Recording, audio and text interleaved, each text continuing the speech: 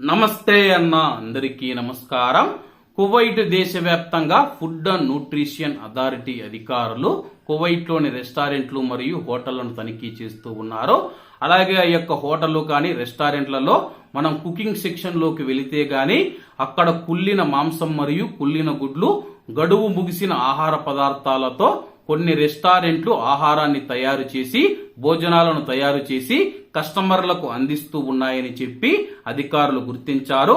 అలాగే హవల్లీ ప్రాంతంలో ఇటీవల నిర్వహించిన తనిఖీలలో మానవ వినియోగానికి పనికిరాని 50 కిలోల చికెన్ మరియు 40 కిలోల మాంసాన్ని హవల్లీ గవర్నరేట్లోని food inspector Badar Al Safar గారు స్వాధీనం చేసుకున్నట్లు తెలిపారు. స్వాధీనం చేసుకున్న మాంసాన్ని సరైన విధానాలు అనుసరించి వాటిని మేము తొలగించామని చెప్పేసి వివరణాత్మక నివేదికలు తయారు చేసి ధ్వంసమైన పదార్థాల పరిమాణం ఆధారంగా మున్సిపాలిటీకి ఈ కేసును బదిలీ చేస్తామని చెప్పి ఆయన వివరించారు.